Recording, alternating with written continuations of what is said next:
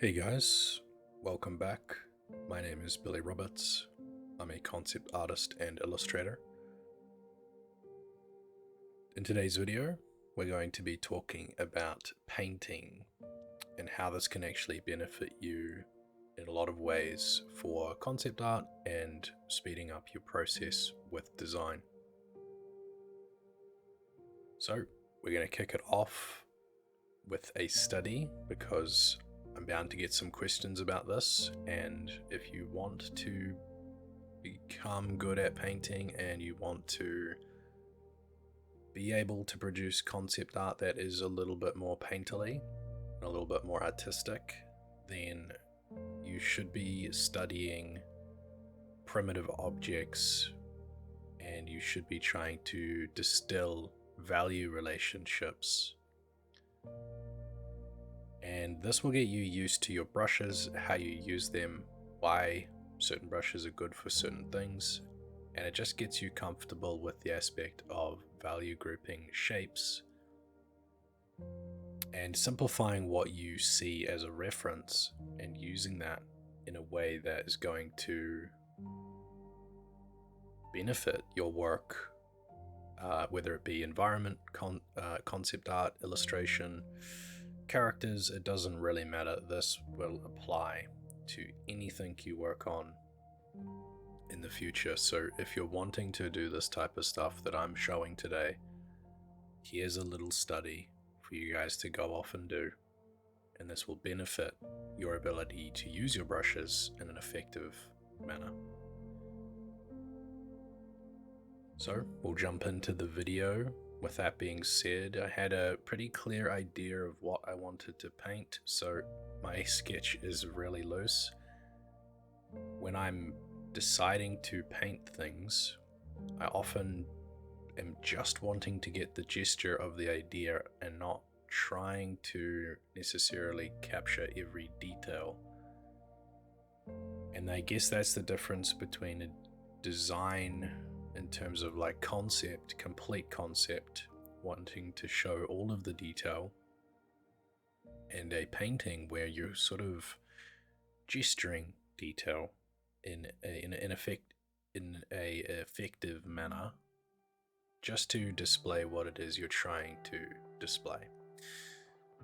So you can see a lot of my process is basically just identifying the forms, the main shape, and then dropping in basically my darkest darks.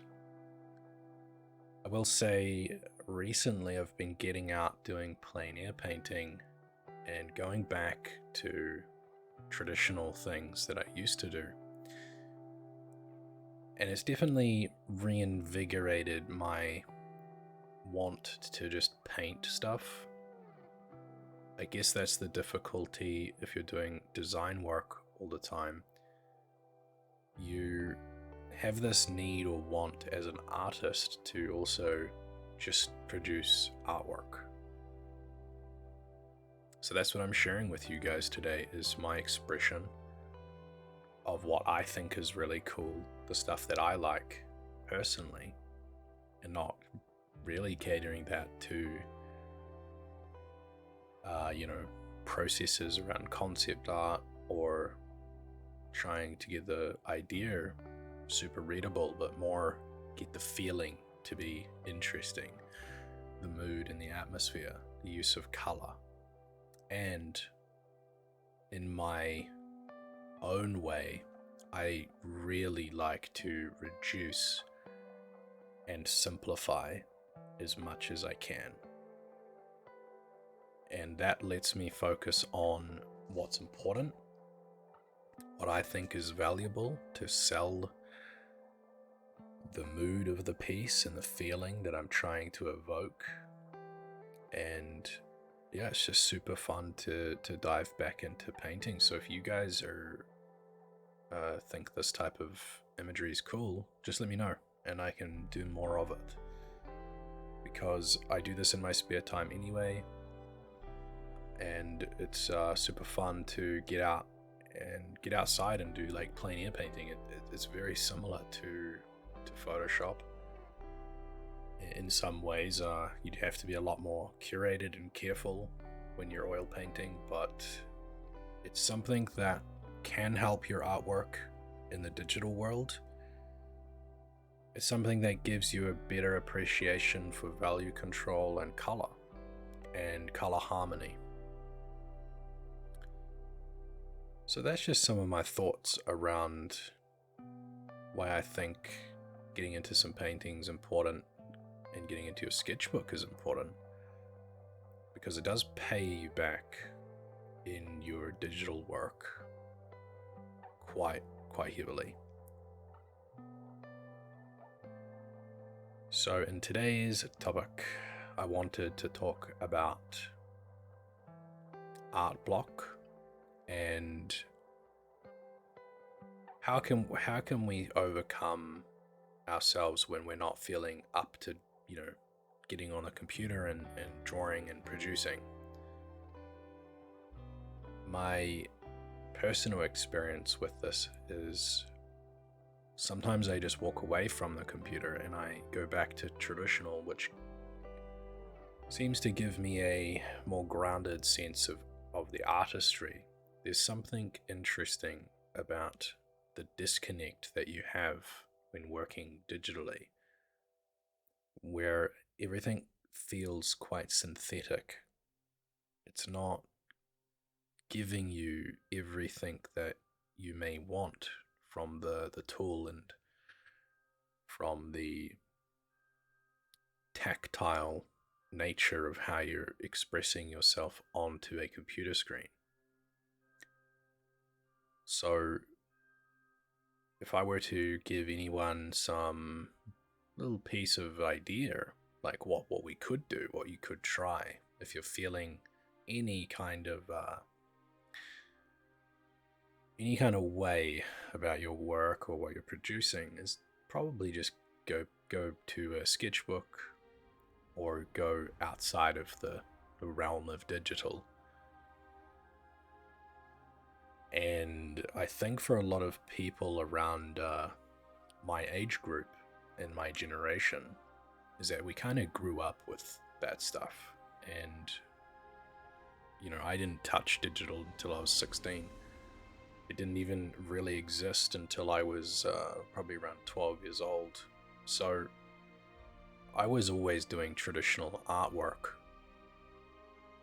well before I touched digital. And even when I did start doing digital art, the one thing that always stayed with me was sketching. And I would just sit down, even when I got my first jobs as a concept artist, I would still sit down on my weekends and grab a Copic marker, a big grey one, and I'd be blocking in shapes and interesting forms that I thought were exciting. And I would just use a black ballpoint pen and outline some of the shapes that I thought were cool, and I would design. I guess like industrial design, I would do that type of thing in my weekends and in my spare time. So it can be very, very beneficial to go back to something that's a little bit raw and a little bit easier to be lost in. I feel like on the computer, when working on the computer, you can be a little distracted. So without going into it too far, that would be my topic for this video, is if you're feeling like you've got a little bit of art block, or you're just not really feeling motivated to get on the computer and paint or draw, just go use a sketchbook or get outside, do some plein air painting. Basically go back to the raw version of this art form. Well, that's on that one. So a little bit on the piece. As you can see, I'm being very gestural, as I was with the initial study.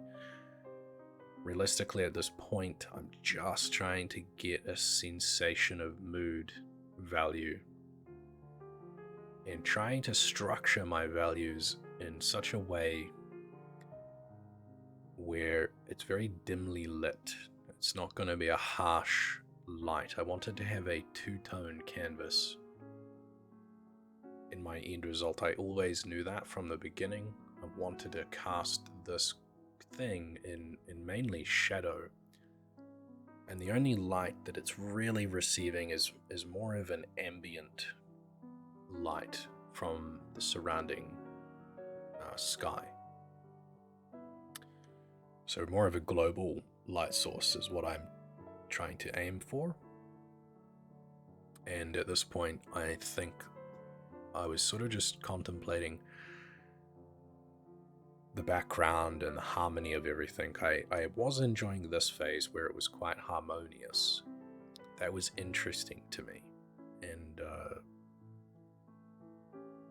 I guess what I mean by harmonious is just having equal value and color relatively. You can see here I started playing around with the idea of having these trees running through the shape of the Komodo, and I was enjoying that, so I explored that for a little bit. At this point in the piece, I was taking some breaks and just walking away from it and just thinking about it in terms of how do I simplify this even further. So I started playing with the idea of maybe doing a warm and cool relationship, which is not very unique by any measure, but you know, it works, and there's a reason why people do it. It's because it just works. So I did play with that idea a little bit, and I was just painting. I was just having fun. This is so intuitive and exploratory for me. So I was just enjoying the idea of messing around with the sky and testing different ideas and just seeing whether or not any of it gravitated to me, or if anything clicked. And a lot of my sort of painting process, for me, it's genuinely sort of a for me thing where I enjoy noodling and doodling stuff. Obviously not doodling it to death, but more just removing it and repainting it. I do enjoy that process. So I did think about this version here, and I was like, this isn't bad. I guess the only issue that we could have with this type of composition is I'm playing light on light, and this is where I started to try and solve that by having a cast shadow from these clouds clipping the tops of the trees. And that started to make a bit more sense for me, but the only issue with that is when you have too much light on dark, your image can look a little bit busy. And for this one, I just wanted it to be super simple. So here we go back in. I have some old paintings that I did photo studies of, like skies in the past. So I think I ended up grabbing one of those that I did a while ago and just throwing that in the background and seeing if that works. And it's perfect. It's exactly what I was sort of going for. It gives me everything I need, and it's definitely the type of simplicity and contrast that I was after. So we have this beautiful warm tone coming through and just capturing it around this very cool foreground and creature, all balanced in the cool hues. So I really enjoyed that, and I was just I think this is where I decided, yes, this is definitely a clear direction for this piece. And this is by no means a demo, guys. This is definitely like, hey, I'm just having fun and I'm just here painting for me and painting the stuff that I really like in painting it how I like to paint. So I think I grabbed like a quick little woman on a horse, and I just started tweaking that, fixing that, and painting over top of pretty much everything. And yes, all starting to come together. So the idea was a Komodo king perched on a hill, looking over a really vast landscape. We're capturing that moment as they get to that top of that hill, and he's resting after the climb. And I was trying to capture a sense of peace and tranquility with the mood, the feeling, a sense of power in the stance and in the pose of the creature. And for that, I think I captured what I wanted to. And we are wrapping up the end of the video, so here is the final result. Thank you so much for watching if you made it this far. It'll be in the description for the Discord, so check that out if you guys are interested in an artist community. And I'll see you next time. Bye-bye.